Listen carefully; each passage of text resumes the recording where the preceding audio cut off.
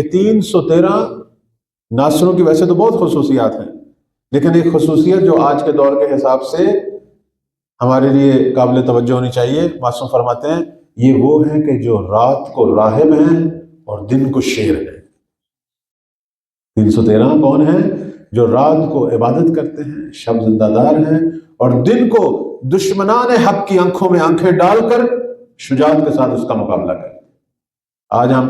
اس طرح کے مناظر ایران میں بھی دیکھ رہے ہیں، یہ جو مجاہدین لڑ رہے ہیں، اور پوری دنیا کے اندر کیوں یہ ملت اتنی زیادہ محبوب ہو رہی ہے، ان کی سپاہ، ان کے جہادی جوان، ان کی عوام، ان کے علماء، اس ملت کی آپ دیکھیں عظمت جو ہے وہ کئی پہلو کے اعتبار سے۔ ہم صرف عسکری قوتوں کی طرف آئیں تو یہ کوئی عام سپاہی نہیں ہے کہ جن کی بس ایک فوجی حوالے سے تربیت ہو، نہیں، یہ دیندار ہیں، مومن ہیں، یہ اہل نماز ہیں، اہل روزہ ہیں، اہل شب زندہ دار ہیں،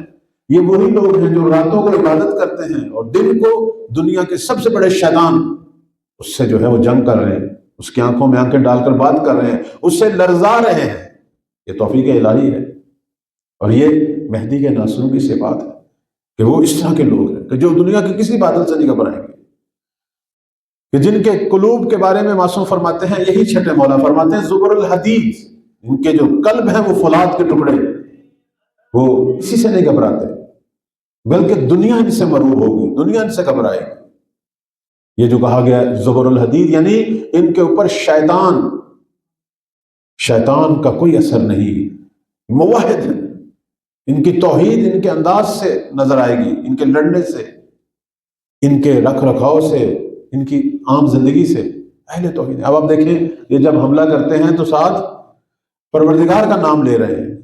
خدا اور رسول کا نام لے رہے ہیں، اور ان کے ہر حملے میں ایک پیغام ہے، ایک میسج ہے، حتیٰ میزائل کے اوپر بھی ایک میسج لکھ کر اور دنیا کے تمام مظلومین کو سامنے رکھے ہوئے ہیں، حتیٰ مذہب اور مکتب کی تفریق سے ہٹ کر، یعنی حتیٰ عیسائی دنیا کے اندر بھی اگر کسی نے جو ہے وہ مظلوموں کے حق میں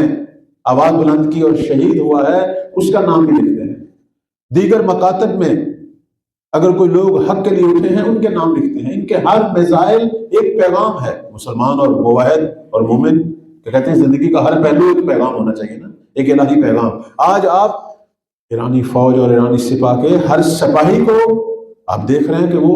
سفیر ہے الہی پیغاموں کا، اس کے ہر عمل میں ایک پیغام، حتیٰ ایک میزائل پھینکنے